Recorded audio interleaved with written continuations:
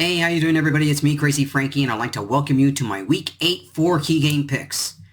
Before we get into Week number 8, I don't know what I can say about Week number 7, to be quite honest with you, because if you look at some games that you would think that those that were favored to win some of these football games did not. A couple of games I'm trying to be as clear and short as I can be here. You look at 3 football games that you would think that teams that were favored to win, like the Patriots, the Packers, and the Buccaneers, heavily favorites to win their football games, and they all lost. I cannot explain how the Buccaneers basically just laid an egg against the Panthers, how Green Bay's inconsistency, basically no coverage whatsoever, or whatever communication they had in that game against Washington, and explain possibly for Belichick and the Patriots more than likely have a quarterback controversy and an embarrassing loss to the Bears. It is really tough to say for these teams that are supposed to be at the top of the classes in their respective divisions. Well, except the Patriots. The Patriots are kind of still in the bit of the rebuilding mode. And we're supposed to get a little bit stronger this year, especially with Mac Jones. But ever since the injury, Zappe had to come in for the Patriots, and he played very well. And then basically on Monday night, I don't know what happened to Zappe and Jones. They just couldn't get any offense going. Really just unbelievable, the fact that the Packers are under 500 for the first time in probably maybe 4 years.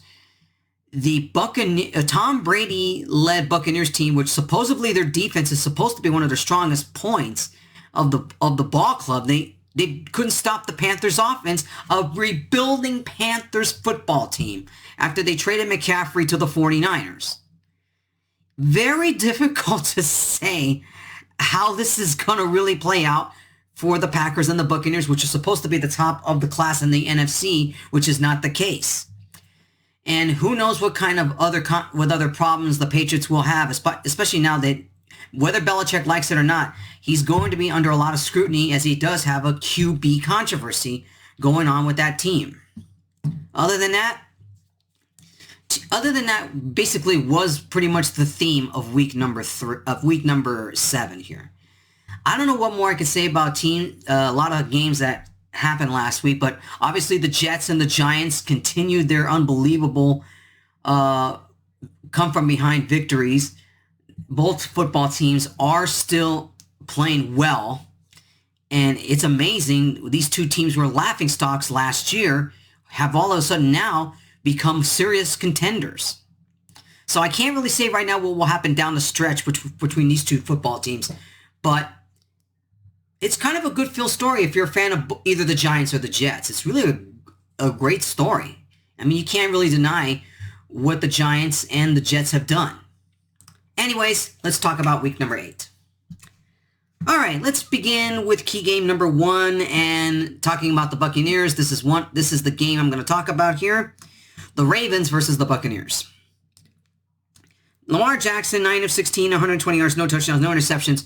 But obviously, defense and some big plays by the big time running game really got it going for the running game got it really going for the Ravens, even though it was a back and forth affair they had against the Browns. So this definitely does raise an eyebrow about the Ravens.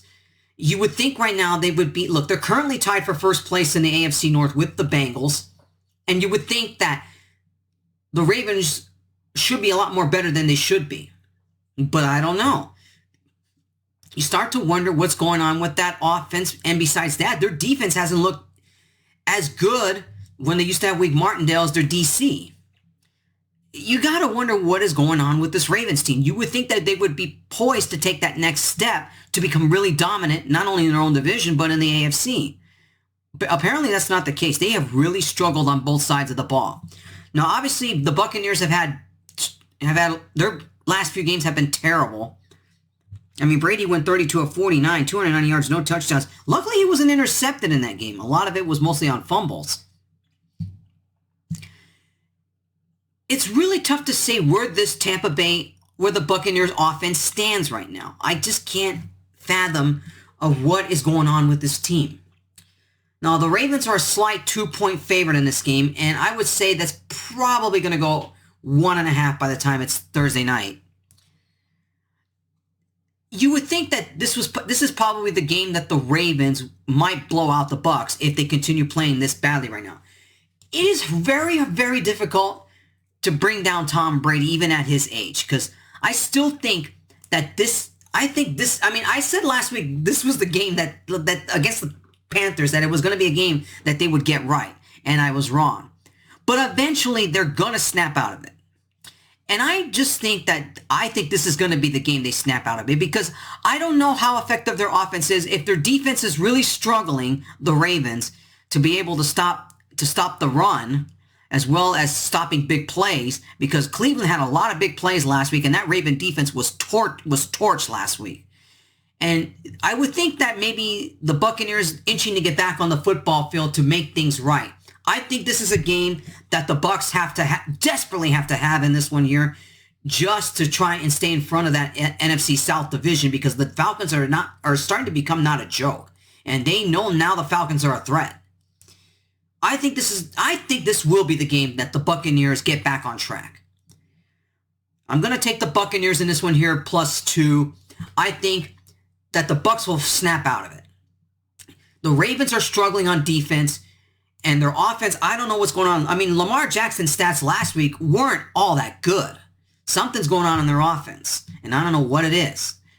And I think, to me, with the Bucs defense, the defense will get back on track here. I expect the defense to play much better in this game, and I think we'll give the Ravens a hard time in this one here. I'm picking the Buccaneers +2 in this one here. Buccaneers over the Ravens. All right, key game number 2. I didn't think this game would be a big deal, but it is. Key game number 2 is the Giants versus the Seattle Seahawks. The Seahawks currently in first place in that NFC West division, and you would think a team that was supposed to be in the rebuilding mode, but give a ton of credit to Geno Smith. They basically torched the Chargers last week in a game that I closely watched last week, which really was embarrassing as a Chargers fan, but you got to give the Seahawks some credit. Geno Smith and that offense did a fantastic job on the Chargers' supposedly good defense. Geno Smith was 20 of 27, 210 yards, 2 touchdowns, 1 interception. Now, Daniel Jones, they did have a tough time against the Jaguars last week. They took the lead late in the fourth quarter, but their defense made a huge difference in the end to stop the Jaguars from scoring a game-winning touchdown. Daniel Jones, 19 of 30, 202 yards, 1 touchdown, and no interceptions. This is going to be key for Seattle's defense. Can they stop Daniel Jones and Saquon Barkley? Because now they're dealing with an offense that is a little bit more better than expected. Now, the Seahawks defense is decent. Their offense right now is going to be a huge question mark because Metcalf got hurt last week against the Chargers. I don't know if he's going to play in this game. If I had to take a guess, I think he's going to be out for this game, and that definitely hurts Seattle right there, because Metcalf has been a huge difference in that Seattle offense. The Seahawks are a slight 3-point favorite in this one. It'll probably go to 2.5, maybe 2 by the time it's kickoff for this game on Sunday. This is one of the things you got to wonder about the Seattle's defense. Can they get to Daniel Jones, and can they stop Saquon Barkley? This is going to be a huge task for them. It's really tough to say how I see this game play out for the Seahawks, because the Giants are no joke. They have done the culture has really changed a much more than it was last year. They are really starting to become a complete football team. And I would think here, I'm going to actually pick the Giants here. I think that Seattle not having Metcalf is definitely going to hurt them in the passing game. They're going to definitely have to rely on the run a lot more in this one here. Geno Smith is going to have to really find some other offensive weaponry if he's going to throw it in the air and have to be mobile. It's definitely going to be a close game. I kind of sort of agree that 3, maybe 2.5 in terms of the odds on this one here. I think this will be a very close game. It'll probably be a field goal in this one here. I'm going to pick the New York Giants. I just think the Giants, they are really starting to define themselves. I know they struggled with the Jaguars last week, but I think in this one here, they'll be a little bit more prepared for the Seahawks. in this one here. It's definitely going to be a very close game. Take this with a grain of salt, treat it with caution in this one here. But I'm going to pick the New York Giants here. I think the Giants will beat the Seahawks here. But it's definitely going to be a very close game. I'm picking the Giants +3 over the Seahawks. Key game number 3, the Green Bay Packers versus the Buffalo Bills. Now, if you look at the current odds for this one here, it's quite amazing that the Bills are a 10.5 point favorite in this one here.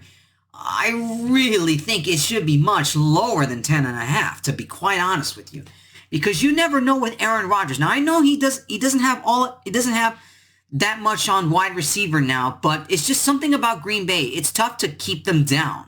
Now, Rodgers went 23 of 35, 194 yards, 2 touchdowns, and no interceptions. Now, the Bills were on their bye week. Josh Allen's stats from week number 6 in the big win over Kansas City. He went 27 of 40, 329 yards, 3 touchdowns, and no interceptions. If there was ever a football game for the Packers to get right, you would think that this was the game for them to really get back on track. But that odds at 10.5, I kind of agree with. I kind of agree with that, even though it probably should be a little bit more lower than that. The Bills are playing at a high, basically they're just on a roll. A team that is expected to be dominant in the AFC, and the Packers dealing with a lot of offensive problems on both, not only just on offense, but as defense as well. I don't want to make too much of a guarantee that the Bills are going to blow out the Packers here. I don't see that happening in this game.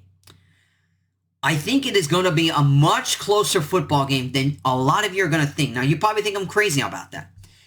You just can't count out Aaron Rodgers and whatever. No matter, they're playing poorly right now. But when you got a team that is hungry for a win, and they desperately need a win just to keep pace in the NFC, more likely now for a wild card spot, because the Vikings already have a 2-game edge on them already. I'm still going to pick the Buffalo Bills in this game because I think their offense is way better than the Packers. Defense-wise, Buffalo as well has got a better defense, but I expect this football game to be much closer than you think.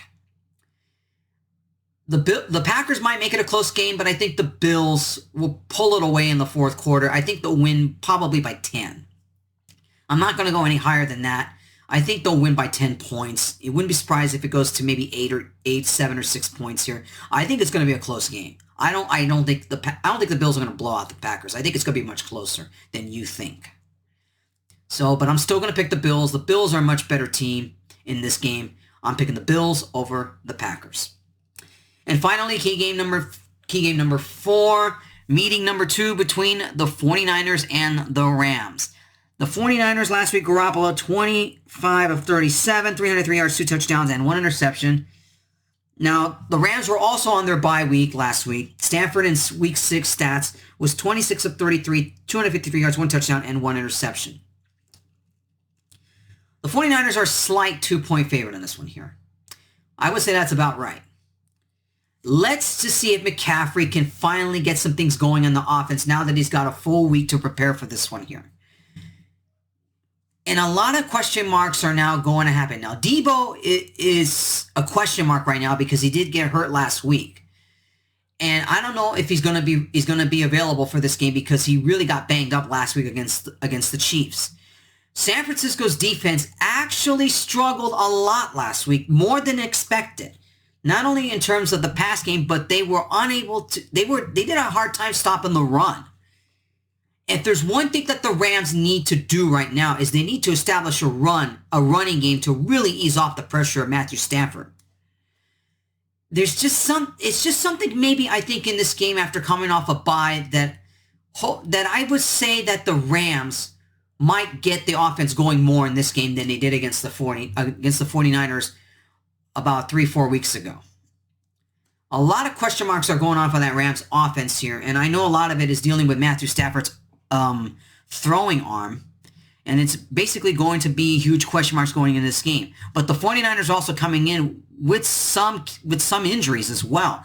So it might really be affected. It might be question marks going into this game for them if they can blow out if they want any chance of blowing out the Rams. I don't see that happening this time. I think the Rams are going to be more prepared for this one than they did back in Santa Clara. Look, the 49ers you expect them to win, but for some reason I'm going to pick the Rams in this one here. I think the Rams will win this time. They know that this is a game that they have to have. They lose this game, they're pretty much now basically fading away into not being in contention at all. I think the Rams will bounce back in this one here. I know the San Francisco defense is a bit better than the Rams, but I think that with some key injuries in the backfield and defensively for the 49ers, I think the Rams have a shot. And I'm actually going to take the risk in picking the Rams again. I picked them the first time and I got burned. But I still think the Rams will win this time. They'll win at home. It's going to be a very, very, very close game. I expect it to be close. Don't be surprised that this is going to be a field goal type of game. I'll pick the Rams in this one here. I think the Rams are more desperate for a win, and they got to have it, or they're going to slowly fade away out of contention if they don't win this game. So I'm picking the Rams over the 49ers, Rams +2. All right, everybody, that's it for my key game picks for week number 8. For all my week 8 picks, please check the description below. I'll talk to you guys next week when I make my picks for week number 9. Take care and enjoy your football weekend.